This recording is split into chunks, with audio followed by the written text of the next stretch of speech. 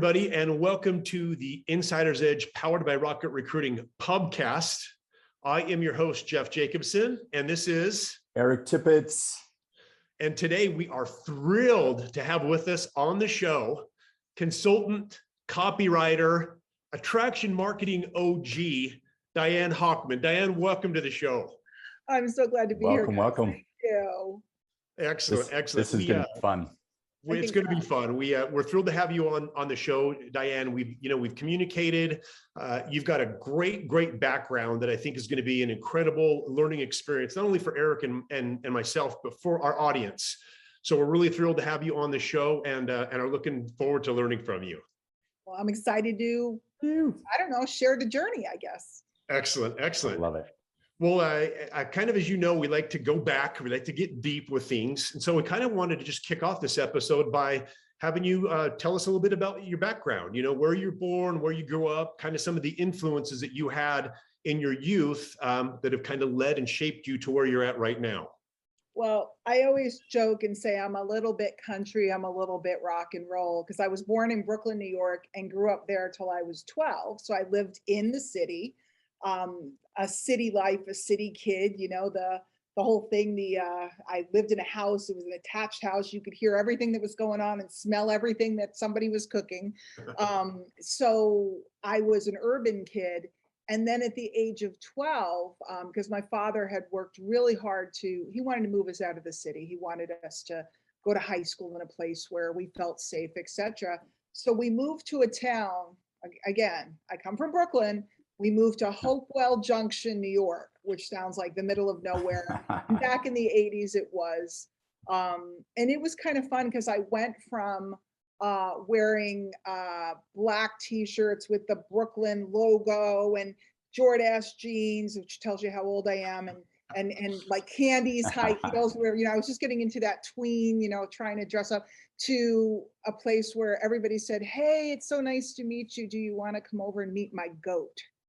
Oh, geez. So it was definitely, I was like, "You have a goat?" And they're like, "Yeah." Everybody had a goat because everybody was in 4-H. And, all of a sudden we went to having skunks and raccoons. And, in the city you have mice and potentially other friends, which you don't want. So it was definitely an interesting contrast. But I think it's really served me because I can totally relate to somebody that lives in any major city around the world, but I can totally relate to, especially in the home business industry, so many people live out rural. It's part of why they wanted to work from home. So I've hung out with cows, and I've hung out with, I was a roller disco queen. So what can I tell you? Do you miss the city at all? Both of my daughters live in the city. One lives in Brooklyn now, and one lives on the Upper West Side. They both work at that company. You do all your searches when you search on the internet. Yeah, but they work. They have wonderful positions at that particular company. So I get it. As you grew up, were they entrepreneurs? Like, what gave you the entrepreneur spirit? Like, Eric, I don't know, because I come from a long line of blue collar workers. My dad's a mechanic. My mom was a stay-at-home mom. And then later on, she became like the lunch lady at school that yelled at you when you threw peas across the room. No entrepreneurs in the family whatsoever. And quite frankly, until I stumbled into a home business, which is a whole story in itself, I had no thought of being an entrepreneur. I worked in education. I was told as a kid, become a nurse or a teacher so you can be with your kids and yada, yada. And I became a teacher. Una maestra de español, a Spanish teacher. Right. Wow. So I had no thought ever of opening a home business until. Where did that transition come? So you look at, because I think our audience, it's fun to kind of go back to the roots, because there's so many different stories of how somebody made the transition or the gap, or, they had a thought to do it, but they didn't know how, or they never thought about it. And it just, it appeared. Where did that, I'll call it the light, It was the light. I mean, it was really a day that changed my life, but I have to go back a little behind that. So I ended up working at a college, a community college. And when I was pregnant with my second daughter, I just desperately wanted to stay home. It was like genetic or something. I was called to stay home. And I was the first kid in my family, like across the generations, to go to college. So when I told my family I was leaving my safe state job at a college to stay home with my kids, they were all like, "What, are you crazy?" And I was like, "I'm just called to be with my babies. I just am." And my mom even, she was like, "We worked so hard to give you choices. I didn't have choices." And I said, "But this is my choice." So I then proceeded to run our family absolutely broke, because I used to make however much money, and I forgot they weren't paying me anymore. And I just kept buying things, and we got a house, and we bought appliances and furniture and all this other stuff. And it seemed like a good idea until Mr. Visa and Mr. MasterCard decided to be my best friend and call me all day, every day. So hey, how you doing? Yeah, exactly. It's like, "Hey, John, just checking in on you. Yeah, no money today. I don't have any today, but call me tomorrow. We'll see if I have any." You don't have to do the script. It's good. I've heard it. So, I would unplug the phone from the wall for a little while just to take it, because it was like, yeah, they're your best friends when you're taking the money, and it's like when they want the money back, it's like, "Hey, I thought we were friends." Yeah, well, the good news is I learned later on from studying prosperity what a blessing it was that somebody loaned me money in order to furnish my home, et cetera, et cetera. And maybe they were a little greedy that they charged me 30% or whatever. Yeah. But, when I learned to bless the debt, it became easier to pay it off. But so I didn't know that it was an option to have a home business. I wasn't entrepreneurial. I didn't know anything about anything, but what I did know is I had gained a bunch of weight after my baby, and cousin shows up and says, "Hey, we took these products, we lost all this weight, and they looked great." I didn't even have money to buy it. My father-in-law bought it for me. My ex-father-in-law, I should say, bought it for me. And then because somebody else had invested, I felt like I had to do my very best, right?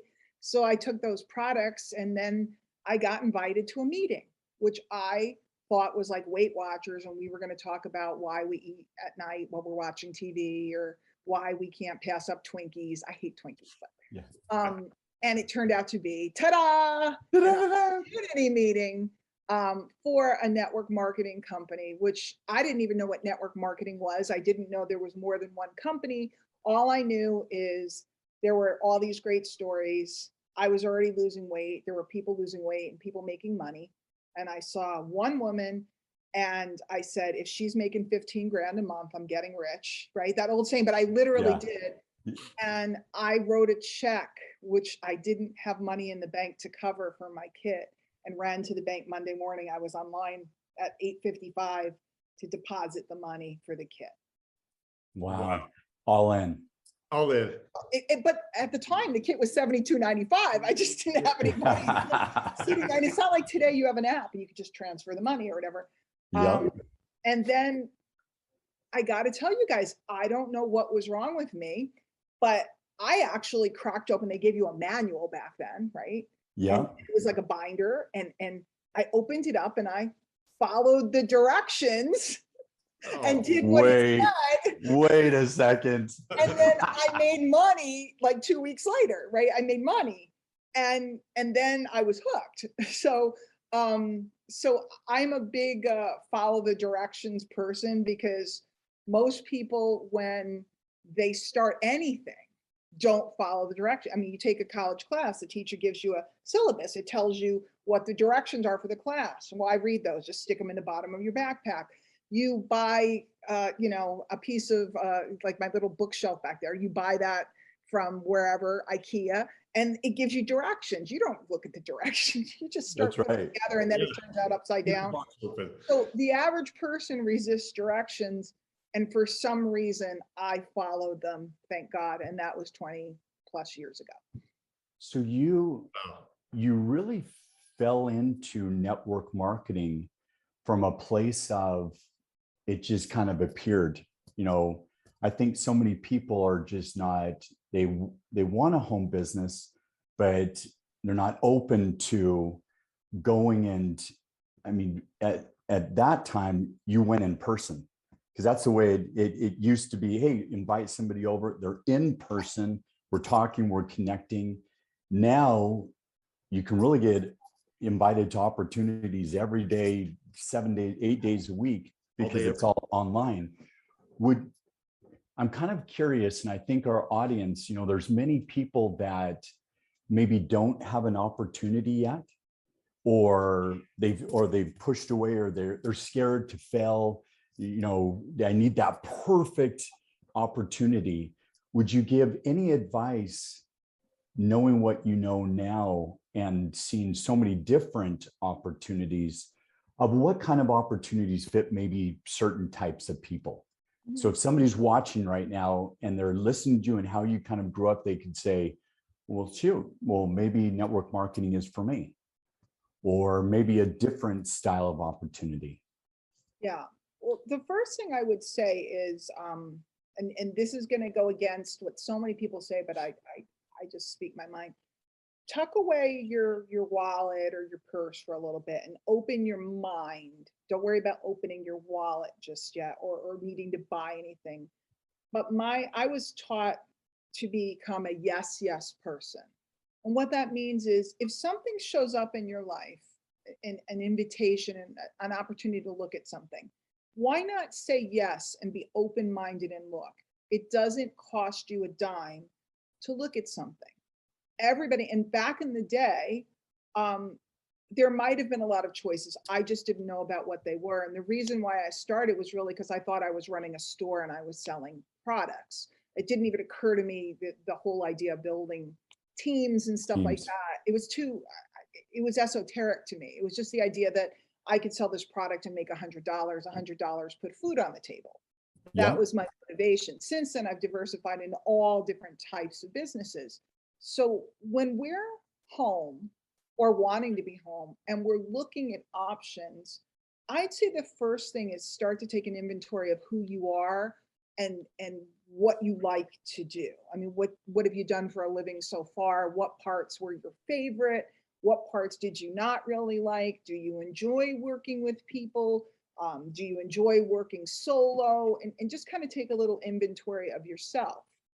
Then we want to do a little research. There's this amazing thing, which I will name now, called Google, that you can do some research and you can look up, like, say, home business for introverts, or home business for outgoing people, or home businesses I live in Connecticut, or you guys are in Utah.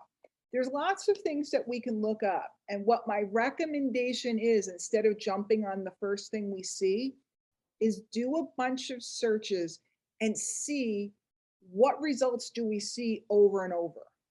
Because you'll see there's only a couple of categories, really.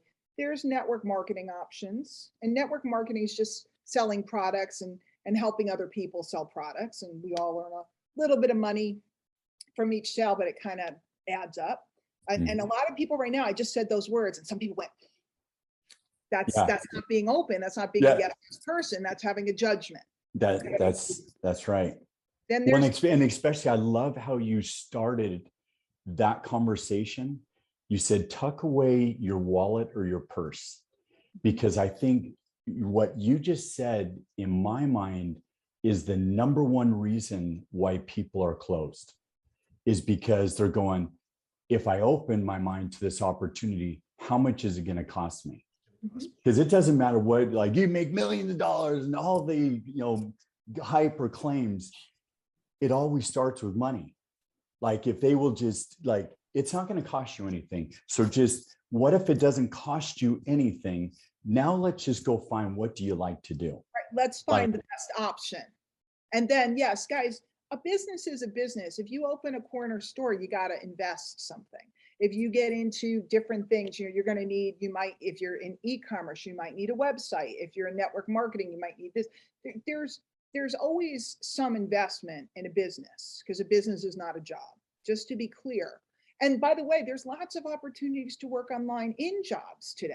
And that's your option. Perhaps you are not ready to be entrepreneurial. Although if you're watching this this podcast, you probably are, because you're Yeah. here for a reason. You're on that team. But Yep. if you're somebody who thinks maybe I'm not ready for that, but I want to be home, there's gazillions of options right now for working from home. But again, you got to do some research, because there are some things out there that look like they're jobs from home. They're not. So when you're doing your searching and research, what's going to happen is kind of umbrellas of business types will come up. So you'll see there's e-commerce, and under the umbrella of e-commerce, there's Shopify. And don't worry, you don't have to take notes on this, guys. I'm just trying to kind of give you an idea. There's Shopify, there's Amazon selling, there's, there's different choices inside of any of these umbrellas. So there's several umbrellas. There's network marketing, or today we have a lot of affiliate marketing. And affiliate is just a company has a product and you sell it online. So you might become an Instagram star and you're recommending a product. There's e-commerce. So there's some different options.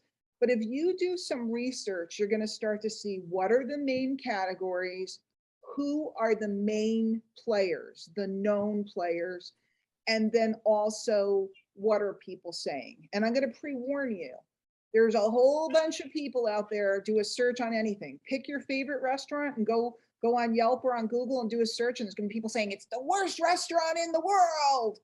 You love that restaurant. Your hair, you look up your hairdresser, your nail salon, your barbershop. There are going to be people that go, it's terrible. So you have to take anything like that you see with a grain of salt, because there's always somebody that didn't even try that wants to complain. Or somebody was in a bad mood when they went to the restaurant. Or every restaurant has a bad night, but if you've been there more than once, you know it was a rough night. Well, I think also people need to understand the internet is not the Wikipedia, this is the book. And I've had it happen. I'm going through it right now. You've got clickbait. You've got people that go, this is the worst restaurant, read why. And then they got paid $3 to write that. Right. Yeah. So you got to let people understand, go research things, but do it from a standpoint of being open and finding out what you like, but don't get caught in, you can get caught into hours of this rabbit hole of going where you don't realize it's not authentic of certain things. So trying to make sure that you have the right, mindset as you start these searches. So when we're doing it, we're not looking for all the information. What we're looking for, what are the main categories? They do change. What are the main, what do we see? And you're looking for what type of thing do I think I would be best at? Do I like person-to-person contact? Do I like to teach? There's tons of teachers that have done so well in home businesses, because when they let go of the idea, like I'm a teacher, I let go of the idea of selling and I got into teaching. I could teach you. You can give me any product line and I can teach you about it. Yes. So there's a lot of different options. And maybe somebody else might say, don't go look, but you're going to look now or you're going to look later. So either you're going to look after you've picked something that maybe isn't suited to you, and then you're going to go look, or you're going to look now or later. But what Eric said is so important. You have to, when I do research, I'm not looking for why not, I'm looking for why too. Yes. I'm not looking for the wrong choice, I'm looking for the right choice. And what I'm trying to get at is, and I don't know, I'm a little woo-woo, but I believe that things just like start coming at you. Okay, so you'll see this over here and you don't think that much of it, and then it'll show up again and you don't think that much of it, and then you'll be on social media somewhere and you'll see it again and you go, oh, wait a minute, and then you'll see it again, and then you start to go, maybe this is for me, maybe this thing is for me. And you have to kind of look around enough for it to hit you. I always say that about books. If somebody mentions a book once, you should probably check it out. If somebody mentions a book twice, you probably really should go check it out. If they say it 3 times, you better get on Amazon right now and buy that book, because the universe is telling you, read this book. It's like tapping you on the shoulder. That's so right. When you look at your search like that, and good quality people like these guys, and really good quality people in the space, they actually will answer questions, you know, and they're, depending on what the venues are that they have available, they will give you some advice. They're not attached to, you know, always having you use something that they're selling, but more helping you down your road. So Yes. Let me ask you a question about something that you said that speaks to the mindset of getting into a position where you're searching for things. You said, yes, yes. And there is so much power behind the word yes. It's unbelievable. I was listening to a podcast the other day and somebody said, when you do your meditation, say yes to yourself for 10 minutes. And I'd never done that before in my life, and I did it, and I could not believe the power. Eric's always said yes. I mean, we'll jump on the phone and be like, yes. But I want you to expand a little bit more, if you will, or offer a piece of advice. Not everybody's a yes person. In fact, a lot of people out there, everybody could be. Could be. And so what is the segue for you? It's easy to jump on and say, I'm just going to say yes to every opportunity. What do I have to lose? There is unfortunately a lot of people that don't have that mindset and think, man, I've got everything to lose by jumping on, or I can't say yes to this. And so it's hard for them to even go to the point where they're like, yeah, I'm going to jump online and I'm going to do an inventory. And then I'm going to start searching based on my inventory.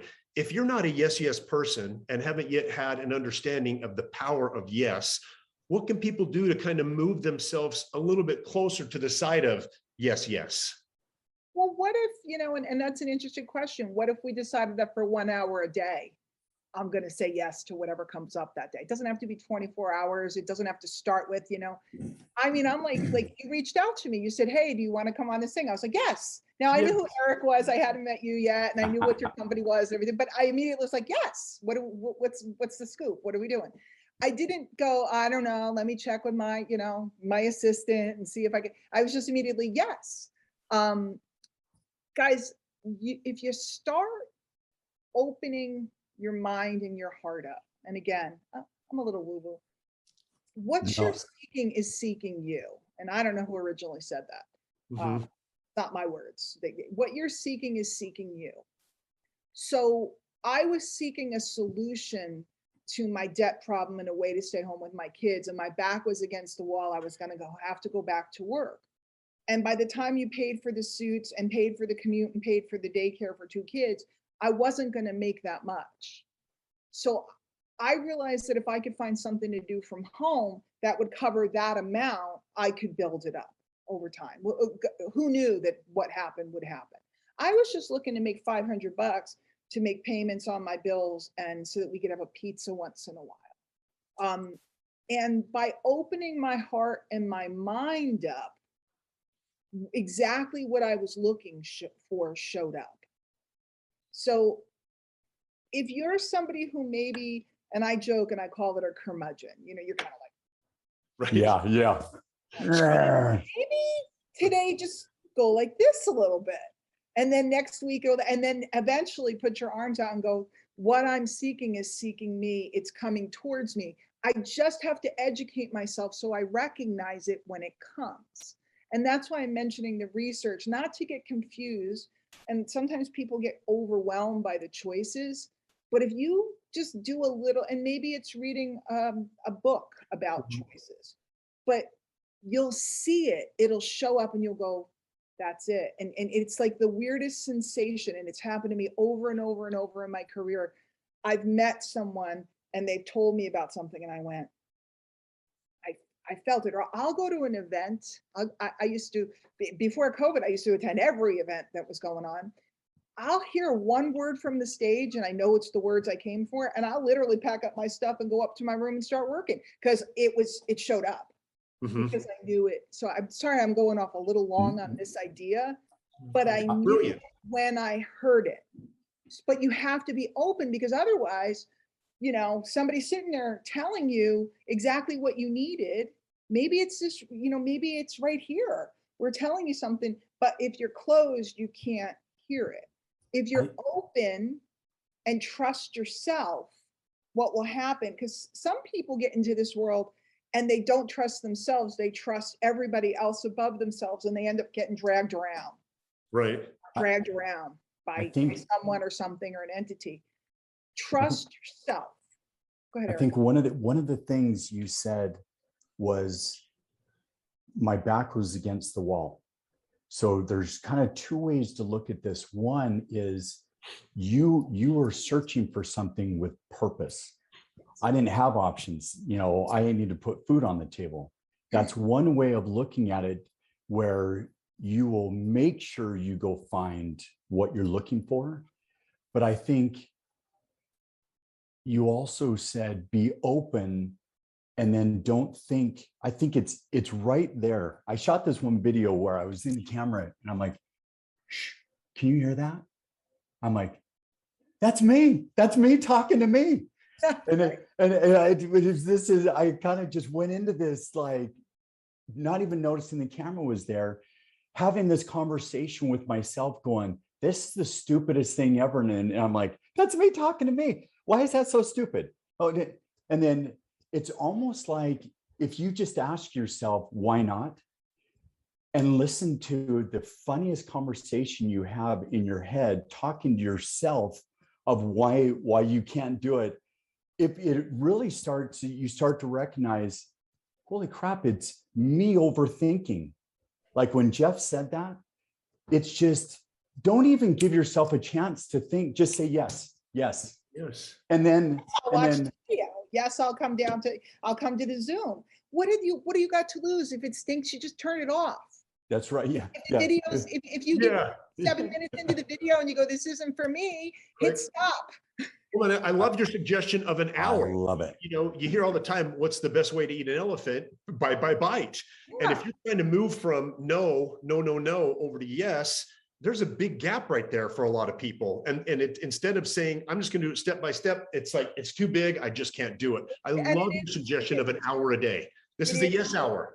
Start somewhere. I do that when I'm training people as well, especially when people are trying to learn new social media and different things. I'm like, okay, we're going to keep what we're doing. We're not going to change it. Because you ever watch people, they swing the pendulum, I'm doing this. And then all of a sudden they're over here and they completely flip their business and then nothing's going on. I'm like, yep, we're going to do what we were always doing. But for 1 hour a day, we're going to learn this skill. So I like breaking it that way. It's so much easier for people. I love that. Super powerful. New thought processes, entrepreneurial thought processes are different than employee thought processes. And massive. We may not have time to do, but I literally had to train myself because I grew up with, work hard, all of those things, get a good education, work hard in 40 years, all the stuff that we say. Yep. I literally grew up with, we don't go in that store because that's not for people like us. All of these messages that were repeated to me over and over and over. It was all messages of there's not enough, or we don't do that. We work hard. And I don't blame anybody because that's what it was. My grandparents came through the Depression. You saved everything because we may not have it tomorrow. So they were doing the best they could to protect me. And then all of a sudden this kid shows up that's like all over the map with ideas and wanting to do new things and thinks they're going to travel the world. How do you pull that kid back because you think you have to take care of them? The kid's running. That was me. I was always a dreamer. Oh, I love it. So let's shift a little bit from, now that somebody says, all right, I kind of have a feel of, and let's just call it network marketing. I'm open and I'm going to go find that. Now you come into another place to where I feel you really have honed in your skills from a standpoint of, where do I start? There's 500 social media platforms. There's 500,000 different trainers and this and all this. Like, so somebody's made the decision to get started in a home business or start a home business. What would you recommend from that yes, and they are started, to where would you direct them to go first? Because you got tools and you got, if you have no customers or you have, no audience, how are you going to sell something? What would you recommend as far as tools, like, anybody getting into a home business, where do they start with tools? What, tools or social platforms or both? I would say both. I mean, I think I kind of classify them in the social media in my mind is just another The tool. resources in general. It's another resource. You got it. Where? Okay. I'm sorry. I didn't mean to cut you off, but No, the this is great. first thing I would say is pick where you want to start. We're looking for somewhere that people are gathering to let them know about what you have available. So a lot of people for years, Facebook was that starting point. In recent years, Instagram has become very powerful, as has TikTok, which isn't everybody's flavor, but TikTok is, people are doing massive business. And it doesn't really matter which one you pick. If you were selling sunglasses and you wanted a flea market, there's lots of flea markets to pick from, aren't there? I mean, well, I don't know about you, but around here, there's flea market. On Saturday afternoon, there's flea markets, and stuff, right? So how do you pick which one? Well, you might pick the one that's most convenient, or you might pick the one that has the biggest attendance because it's most people. You might pick the one where you can get the best booth or the best location. By the way, I always like to take things from the real world into this world, into the home business world, because we all understand that. If I said to you, hey, here's 1,000 pairs of sunglasses, I'm going to give them to you, go sell them at the flea market, and you can make $10,000, you'd be loading up your truck with those glasses to hit the flea market, right? Right now. And so in the real world, those are the things we think about. That one's really good, but it's far and it's going to take 2 hours to get over there. We have to be there at 8 in the morning. We'd have to leave here at 4:30. That doesn't make sense. This one's right by the house, but it's smaller. This one over here, I can't get a good booth. It's too late. So we look at those and we make a decision. Social media is like that. Like Facebook, I've been using for a while. I'm really familiar with it. Instagram is pretty cool and it's very popular right now, and I could work with my camera. TikTok, I don't think I could do those dances, or whatever. Okay, so then you rule one out. So when you say Facebook, are you talking Facebook from a page standpoint or into Facebook groups? Because let's just talk platforms first. Okay, got it. Because then we get into all these different things. So let's say we pick Facebook because Facebook is most familiar, it's easiest to understand, which is funny because when I started training Facebook years ago, everybody thought it was like this foreign language. It was so weird. Now everybody gets on Facebook and it's like, it's normal. So isn't it funny how over time, society, we just become more acclimated to an idea of something, which is why you have to say yes, because if you say yes, you become acclimated. It's human nature. That's right. Read a new book, try something new. Mm-hmm. So let's say we pick Facebook. Now we need to learn about the components of Facebook. You can look it up for free, or you can invest in a small course if you'd like. There's different options, but most everything has some training right online somewhere. So with Facebook, the whole concept behind sales, and again, I'll go back to the real world. If you were opening a pizza place, would you open a pizza place on the main street that everybody goes by, or would you open a pizza place in the back alley? Main street. Yep. Why? Because there's traffic. That's the internet term is traffic, right? That's right. But in real estate, we say location, location, location. So if I'm opening up something on social media, I'm looking for a place where I can access a bunch of people. So the regular making friends and the basic process of making connections on Facebook is there and still as viable as ever. And now we have a lot of people that what they do is they get people to come into the back room of their restaurant, because the people are walking by, they come in, they get a slice of pizza, and then they get them to come in the back room because the back room has a buffet. That would be setting up a Facebook group and going, hey, if you like that, come on back here in the back room. We got this whole thing set up and it's free today. So we invite them, or it could be a paid group where we go, it's $9. So you can come in the back room and eat all the salad and the pizza. We got pepperoni and we got, pickle pizza. We got, whatever. That's right. Right. So that's all it is. It's find a place where there's lots of people, start to connect with the people. And again, we can't do a whole Facebook training here. Yeah. And then invite them to an area that's not accessible to everybody. They're going to get something special back there. Our new release pizza that has, I don't know, that has kumquats and grapes on it. Yep. You could only get it in the back room, right? The That's special right. training that I just released, or we're going to hear the stories about what's happened with all these people with products. They're in the back room. So that's all, to me, that's all Facebook is. It's connecting with lots of people and then getting to know them and serving them in some way, putting something out. Like, you ever go to the mall, or back before COVID, they used to have the guy with the little samples of the chicken. Samples. And Oh, yeah. like, try it. It's on a toothpick, and you Oh, try yeah. it. That's good, and you walk right over, right? So That's that's right. what we're doing on Facebook. We're kind of sampling or sharing stories or before and afters, or a discount. Maybe if you're in e-commerce, there's a discount on your product. E-commerce is just selling online, just like ebook. It's a book online, e-commerce, Yep. commerce online.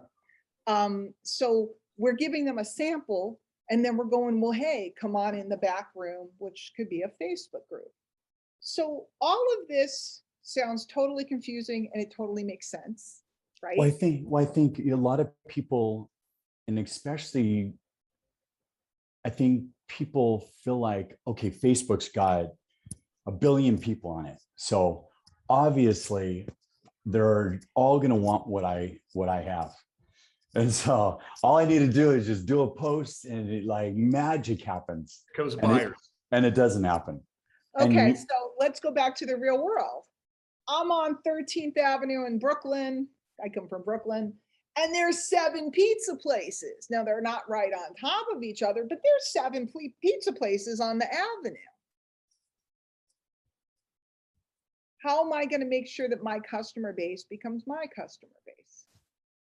How am I going to make sure that people come in mine? And maybe they like me for this kind of pizza and, thin crust, and they like those guys for thick crust or whatever.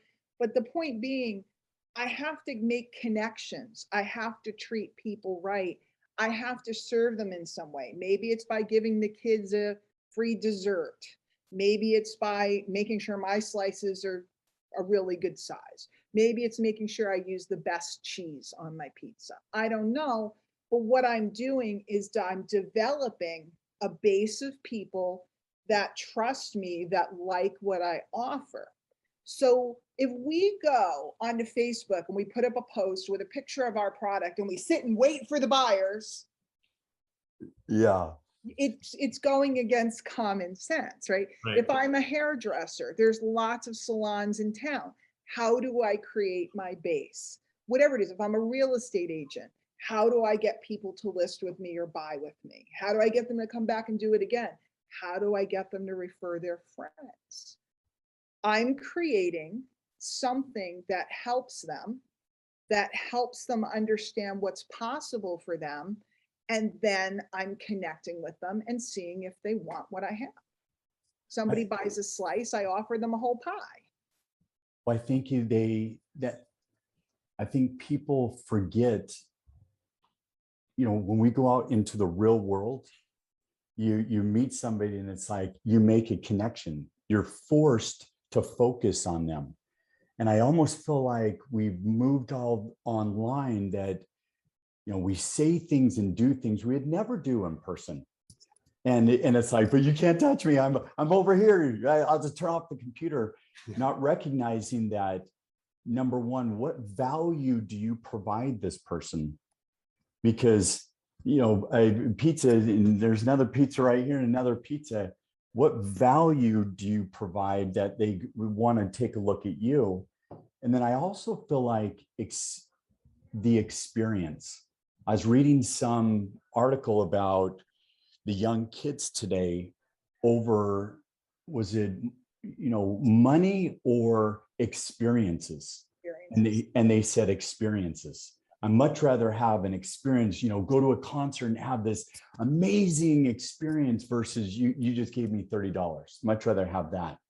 So if people start to look at what experience is this person even having, if you were just shoving it in their face and this is what I got, like that's a How bad do they experience. feel when How do they they feel? observe your offer or your marketing? Does it make them feel like, oh wow, look at this woman, she's completely changed her life, I think that could happen for me? Or oh wow, look at, how do they feel? Or do they just feel like it's noise? It's Yes. noise. Right. I think it's important too. I love your analogy of the real world into online, and especially with the pizza stores.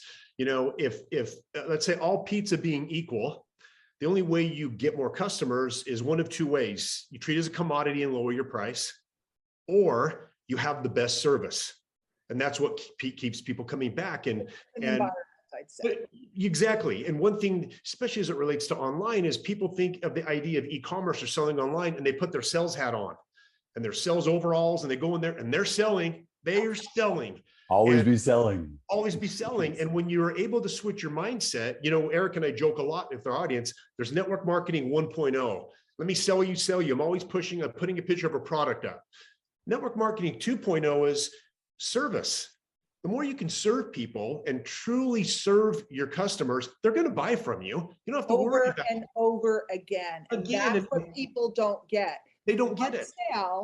If I sell you one pizza, I made $2. If I sell your family a pizza every single week, I made $2 a week, which doesn't sound like a lot. Maybe I made $5 but right. If I sell you a pizza every week and you tell all your friends that they should get their pizza from me, all of a sudden you became very valuable. Absolutely. You see, people don't look at that point. Like, I don't think I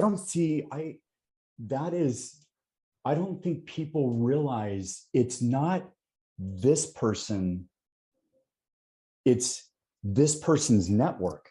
It's three levels. I don't think people ever see, like, I had this guy that I did business with a long time ago, and he said to me, because I asked, he was in 2 companies and he went to the CEO of both companies. And I was thinking, like, what's the crazy thing that you do that always brings you to that? And he said, I don't sell things to my customers. I help my customers sell to their customers. And wow, I was like, so that's why your marketing isn't, he goes, my customers already know they need these cutters, but it's their customers or lawn maintenance. I help them share why the lawn maintenance, why it's going to just fly off their shelves. That was so different to me of what anybody was thinking. They're a one-off. Like, I'm just selling to these one people. If you focus on one person and do such an amazing, positively outrageous service, you just got 10 more customers. Can I share how I learned this? And I don't know why I figured this out, but here's what I knew. Everybody in network marketing, but this is true of any kind of customer. In network marketing, a lot of people have problems with, they don't keep people. And I knew, I probably heard a training somewhere, if you help the guy make money, your guy make money, he won't quit. And I was obsessed with having my guys not quit. So I always focused on helping them make money. And I knew if they got a check, the chances of them leaving went up. And then I focused on their people and their people. Now today, it's the same philosophy. If you're my client or you're my customer or you're involved in something with me, I'm obsessed with your success, not mine. And that, and if you owned a pizza place, being obsessed with your enjoyment. Friday night, you've worked hard all week, you come out, you want to get a pizza with your family and hear what's going on with your kids, and your enjoyment is critical. And people, I'm gonna leak something that I shouldn't leak, but I'm gonna leak. And so I'm writing a book, and the name of the book is Modern Day Mom and Pop Making a Fortune on Your Corner of the Internet. And it's taking all these concepts. America was built, so was the world, but America was built on the corner store and small businesses. And in the 40s and the 50s, that was the dream of anybody, to build a good store that they could pass down to their next kid. That opportunity, unfortunately, is very difficult now because everything's moved into a strip mall or this and that, the rents are high.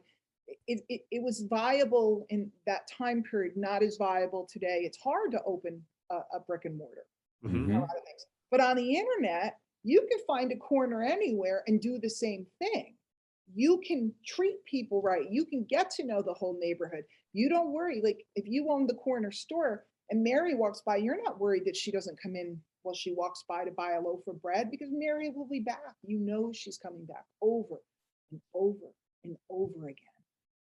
And whatever business model you choose, and maybe because I was broke when I started, or maybe because I never wanted to go back to a job, I focused on stability over money immediately. I focused on stability. And no matter what, if you choose e-commerce, you want repeat buyers and buyers that you can show new products to that will continually buy from you.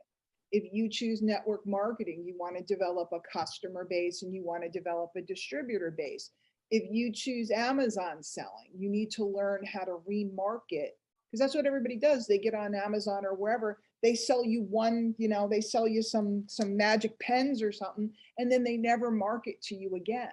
Yeah. If you're going to go online and you're going to advertise, you want to learn. We have something now today called retargeting, which means I can go back and put ads in front of those that have bought from me before so I can be in front of them. Yep. That's the key. You don't need, this is the point. You don't need 1 million people. You need a small group of people that come again. Remember, they used to say, thanks for coming, come again. Yep. Yeah. Yep. Who says that anymore? It's, hey, next.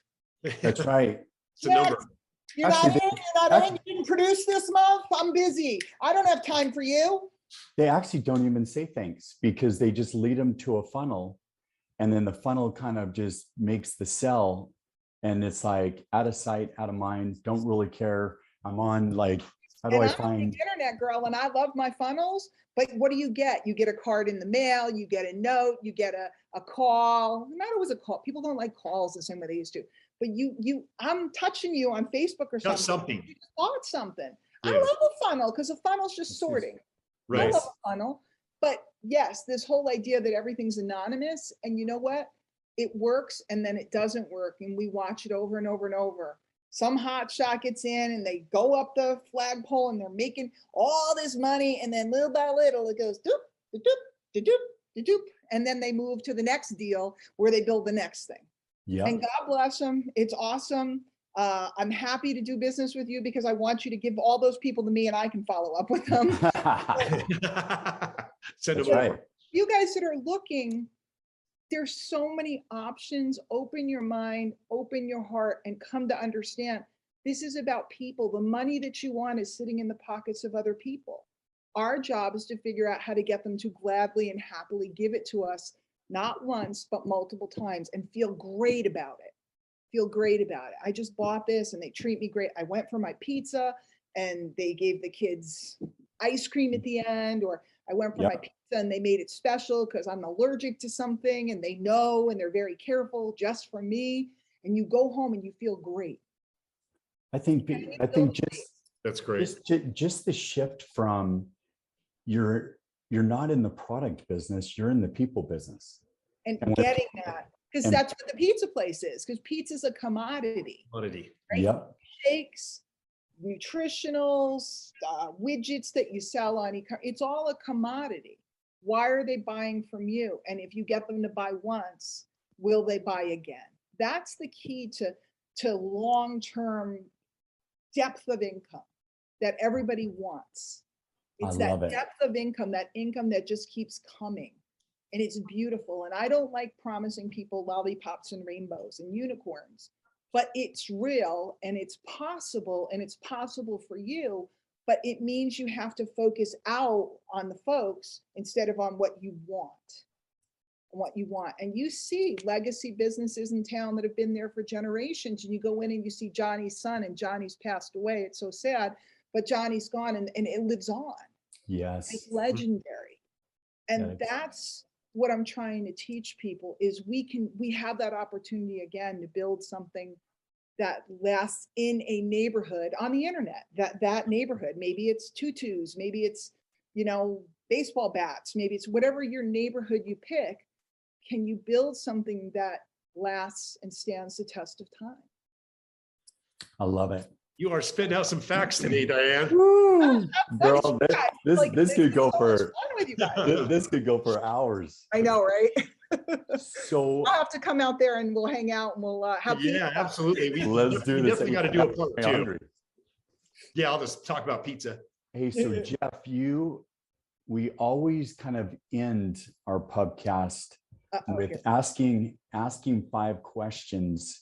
Just these are great because as our audience goes through and every person answers these different, but it really gives kind of just a quick insight into your mind, into your heart, into your soul. We've peeled back the curtain. Okay, let's go. All right, drum roll. Are you ready? You ready to cry? Wait, let me get. No, I'm Hit me, kidding. Nick. I'm kidding. Get your tissues. All right, Diane, question number 1. My purpose is? To love people. Oh, It's all Ooh. about love, All girl. about- If I could turn around and look at all the writings I have on my wall in front of me, it's always love, love, love, love, feels good, love, abundant. I love that Ooh. answer. I love love. But I'm playing what rises first. You know, I'm trying not to think, kind of just let it come out. So I That's the love it. purpose of this whole exercise. So I love Yes. it. okay. All right, question number 2. My vision is? See, now I'm thinking. It's to teach everybody that they could have a modern day mom and pop. And you do a phenomenal job at that. All right, question number 3, getting deeper. I am? Love again. Yes, See, Yes. that comes from the soul. it does. All right, question number 4. It all comes down to? Love. Come on, you're boring me. Yeah. Wait, I'm feeling a theme here. Yeah. Let me think I of can something. already see the title of this podcast. All right, let's see if we can get with this question. Can't be love. What I understand best is? Humans, people, how they move, how they think. Ooh, you know what? That's a unique answer. We've never had anybody answer humans for that question.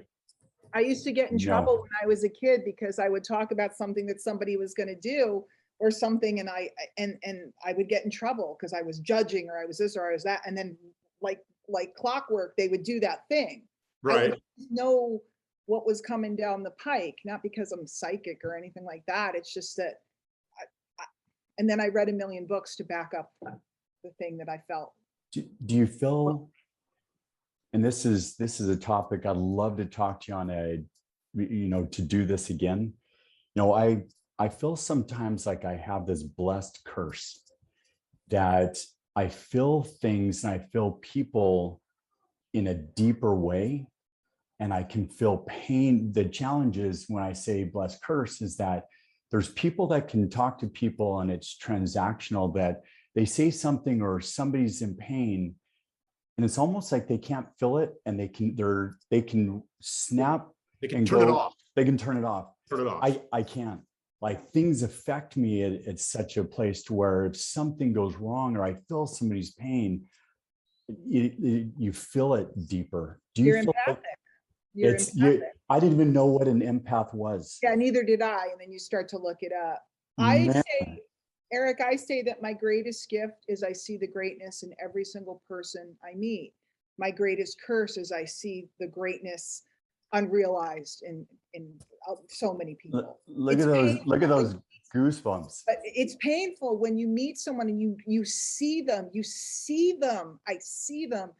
And a lot of times they've had trauma or different things in their life. I'm not making anybody wrong, because guys, I've been through stuff too. And sometimes we need to do personal development and different things, or maybe get help. But I see someone and I see it, and it's not within my ability to help them. All I want to do is get people to go to the place where they can finally see how magnificent they are. And if that's not with me, that's fine. I just want them to see it, because if they could see it, they would go out and serve people. In this Mhm. industry, and I know we're running long, but in this industry, that's the thing that's hard is there's so many magnificent people, but they have that self-doubt and they don't realize if they would open themselves, they would inspire others. And the thing that they think is their mess is their message, which we've heard before, but they're afraid. And for me, I started out, and we didn't talk about it, as a shy, emotionally crippled woman at 32 when I got into the industry. I used to go to the mall and cry while I was trying to prospect people. I was petrified of people. And I did a heck of a lot of work. So the Diane that people see today is not the Diane that started. And I have images of myself that people can't believe it's the same person. It Wow. was work, but guys, it's worth it. It's worth it. It's worth it. And what if it took you a couple years? What if it took being around people that think differently in a different environment that could take you down the road? And I'll end with this. If you've heard this calling your whole life, that there's something more for you, trust the calling there is. I heard it, and then this world opened up, and one door after another opened for me. But I had to take the first step and say yes. And that wasn't the end destination, but it was the beginning. What's your beginning? I love it. That is a great, great advice. It all starts with saying yes. It does. Yeah, but it's you're giving our audience and people hope. I mean, that's the hardest thing that I think some people just get stuck and they lose hope. And to have somebody, I mean, your story, it wasn't like, hey, life just happened perfectly for me. I was perfect and this is perfect. And I was a shy person crying in the mall, not knowing how to prospect people. And it wasn't like you just magically clicked on, you just started that direction. Like you said something very important, your environment. Yeah. I think that's something you hang out with and who you're learning from. And we just did a podcast and we were talking to somebody about when people come to you, does the husband and wife come together or does one? Because sometimes your worst environment and worst obstacle is right next to you in bed, is in your house. So be aware of that. Be aware of, are you hanging in places? Are you jumping on podcasts? Are you jumping in places with other people that are inspiring, they're empowering, they're love, they're supportive? That's something that I think many people don't realize the power of that. So true. Well, Diane, thank you. We wanted to first of all just tell you how much we appreciate you. We love you. And for taking the time today, we're on this mission to feed 1 million children per day. So we are going to feed in your name 1,000 children today, just for you spending your time, just being here, being present, and helping our audience. So we appreciate you. And Diane, where would people go if they wanted to reach out to you, find out more about what you're doing? Really, just where would they go to contact you? What would be the best place for them to get in touch with you or learn more about you? Yes. They can go to my site, which is Diane Hochman, HOCHMAN.com. And then any social media you can think of, it's just facebook.com/Diane Hochman, TikTok.com. So you can find me anywhere on any media. Facebook is often a great place to get a hold of me, or Diane@DianeHochman.com. Excellent. We'll get those links out in the show notes as well. So everybody wants an opportunity to find out. We'll make sure we include those in the show notes, and hopefully you can flood Diane's inbox with questions, comments, and love notes. Just a heart. Questions are good too, but definitely surrounded by love. Awesome, Diane. You have been an incredible guest. I'll tell you what, there's a depth to you that has been really remarkable to sit on camera and feel. And I just can't tell you how much we appreciate you jumping on with us. I think our audience is going to eat this episode up. I've learned a lot, and I'm really grateful for the time you took to join us today. Thank you for having me, guys. I really appreciate it. Yes. You Have got an, it. have an awesome day. Thank you. All right. Thank you, everyone. Everybody. Bye, guys. See you We'll later. see you soon. Bye-bye. Bye-bye.